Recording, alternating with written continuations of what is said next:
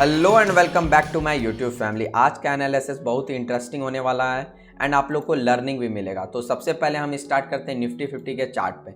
Nifty 50 के chart पे मेरा क्या पॉइंट ऑफ व्यू है एंड मुझे क्या लग रहा है, तो मैं आप लोग के साथ यही शेयर करूंगा। तो अभी भी मार्केट जो है अप ट्रेंड में, अप ट्रेंड में हम लोग को सिर्फ और सिर्फ बाइंग का ही अपॉर्चुनिटी देखना चाहिए।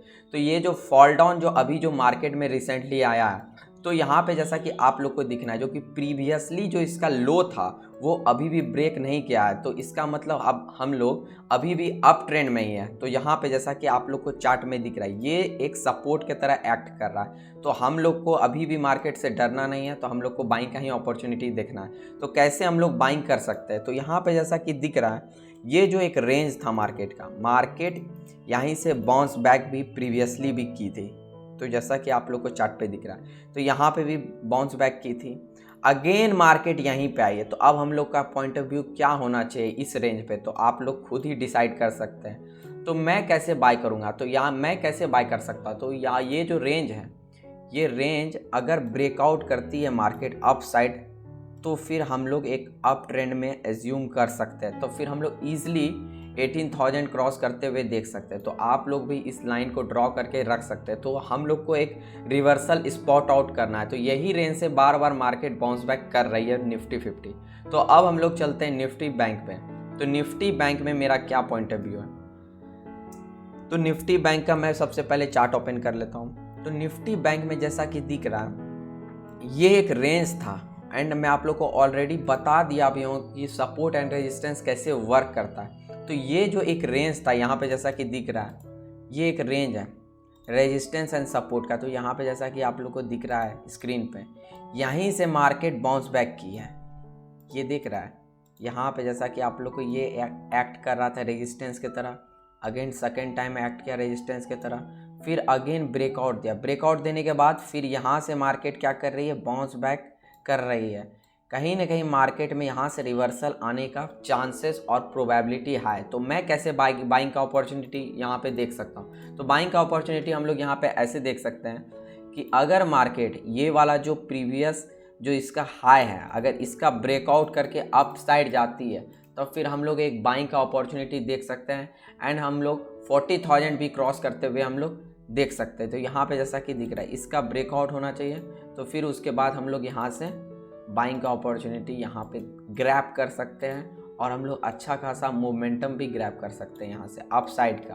तो यही हम लोग को स्पॉट आउट करना है कि यहाँ पे अगर हायर हाई हायर लो अगर बनाती है मार्केट, तभी हम लोग को बाइंग के साइड प्रेफर करना चाहिए।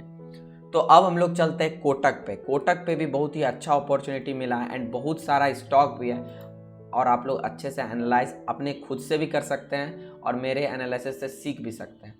तो यहाँ पे जैसा कि दिख रहा है, सबसे पहले मैं आप लोग को ये क्लियर कर देता हूँ कि ये जो एरिया है, ये एरिया कहीं ना कहीं मार्केट यहाँ पे बाउंस बैक कर रही है।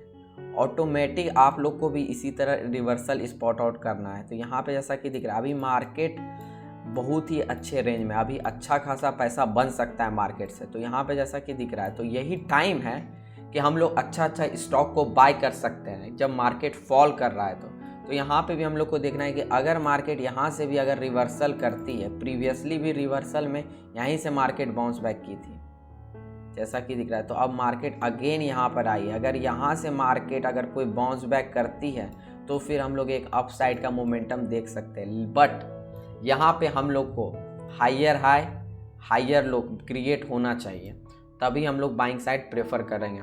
तो अब मैं चलता हूँ आप लोग को पीवीआर के चार्ट पे।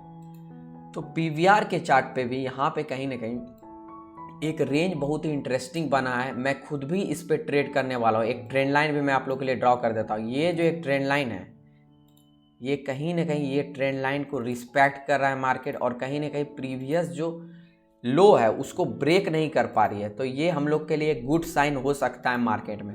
तो यहाँ पे जैसा कि दिख रहा है, तो बाइंग के लिए हम लोग कब प्रेफर करेंगे, बाइंग के लिए हम लोग तभी प्रेफर करेंगे अगर इसका ब्रेकडाउन होता है, इसका अप साइड का अगर ब्रेकडाउन होता है, तब फिर हम लोग यहाँ से हाई एक और हाई बनते हुए देख सकते हैं, फिर यहाँ से हम लोग बाइंग साइड प्रेफर कर सकते हैं। तो ये एक जोन आप लोग कलेक्ट कर सकते हैं। एंड यहाँ पे भी जैसा कि आप लोग को दिख रहा है, ट्रेंड लाइन पे बार बार एक्ट करा, और कहीं ना कहीं इस ट्रेंड लाइन का अगर ब्रेकआउट हो जाती है तब फिर हम लोग सेलिंग साइड प्रेफर करेंगे, अगर अप साइड ब्रेकआउट होती है तब फिर हम लोग बाइंग साइड प्रेफर करेंगे। तो इस स्टॉक को आप अपने वॉच लिस्ट में डाल सकते हैं। और बहुत ही इंटरेस्टिंग एक CDSL का भी चार्ट हमको इंटरेस्टिंग लगा एंड मैं खुद भी इस पे स्पॉट आउट कर रहा हूँ एंड इस वीक मैं खुद भी ट्रेड करूँगा।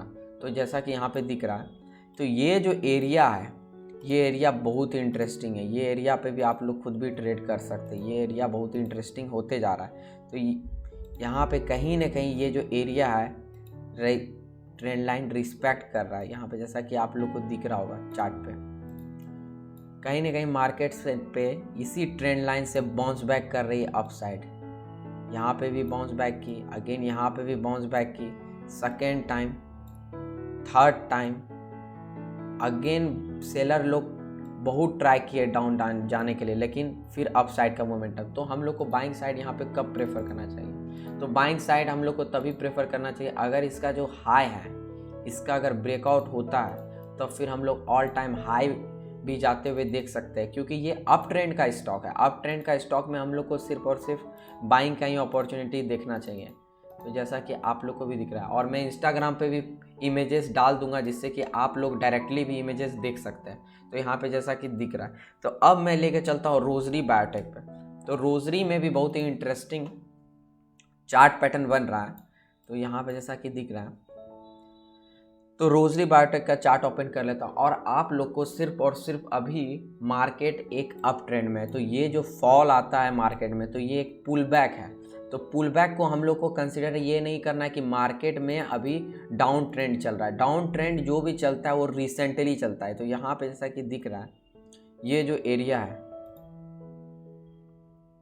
यही एरिया से रोजरी बायोटेक का चार्ट रिवर्सल करता है। तो यहाँ पे जैसा कि मैं आप लोग को ऑलरेडी बता चुका कि प्रीवियसली जो रेजिस्टेंस था यहाँ पे भी बस एज लाइक एक्ट कर रहा है सपोर्ट के ही तरह। तो यहाँ पे जैसा कि आप लोग को चार्ट में भी दिख रहा है, तो यहाँ पे भी डाउन साइड का मोमेंटम, सेलिंग का प्रेशर, फिर अगेन यहाँ से क्या हुआ, मार्केट ने रिवर्सल स्पॉट आउट किया अगेन, उसके बाद अप साइड का मोमेंटम, फिर यहाँ से मार्केट क्या कर रही है, वही एरिया पे फिर अगेन चले जा रही। तो हम लोग को इस पे कैसे बाइंग का अपॉर्चुनिटी देखना चाहिए। अब वो एक्ट कर रहा है सपोर्ट की तरह। अगर इस ट्रेंड लाइन का ब्रेकआउट देती है मार्केट, तो फिर हम लोग एक बाइंग का अपॉर्चुनिटी देख सकते हैं और एक अच्छा खासा अप साइड का मोमेंटम देख सकते हैं। और अब हम लोग चलते हैं एक IT सेक्टर पे। IT सेक्टर पे भी हम लोग को ध्यान रखना चाहिए। तो विप्रो के चार्ट पे मैं ओपन कर लेता हूँ। तो विप्रो का चार्ट भी बहुत ही इंटरेस्टिंग मुझे लग रहा है एंड इस वीक का गुड ट्रेड भी हो सकता है। तो यहाँ पे जैसा कि दिख रहा, तो आप लोग को जितने भी मैंने स्टॉक बताया तो आप लोग अपने वॉच लिस्ट में रख सकते हैं। ये जो एरिया है यही एरिया से प्रीवियसली भी मैं आप लोग को ट्रेड दिया हुआ भी था, प्रीवियसली भी वीडियो आप जाके देख सकते हैं। यही एरिया से मार्केट ऑलरेडी बाउंस बैक किया भी था, ये एरिया, फिर अगेन यही एरिया पे आया हुआ है मार्केट। तो अब हम लोग को क्या प्रेफर करना चाहिए यहाँ पे, तो आप लोग खुद ही बता सकते हैं एंड आप लोग मुझे कमेंट भी कर सकते हैं इस एनालिसिस पे। तो हम लोग को क्या करना है कि इस ट्रेंड लाइन का अगर ब्रेकआउट होता है तो फिर हम लोग एक बाइंग का अपॉर्चुनिटी यहाँ से देख सकते हैं और हम लोग एक अच्छा खासा 10 to 11% भी इस वीक आते हुए देख सकते हैं। तो आप लोग इस स्टॉक को भी वॉच लिस्ट में रख सकते हैं। तो यही था मेरा एनालिसिस। अगर आप लोग को मेरे एनालिसिस से कुछ भी सीखने के लिए मिलता है तो आप लोग मेरे इस चैनल को सब्सक्राइब कर सकते हैं एंड मुझे भी सपोर्ट कर सकते हैं।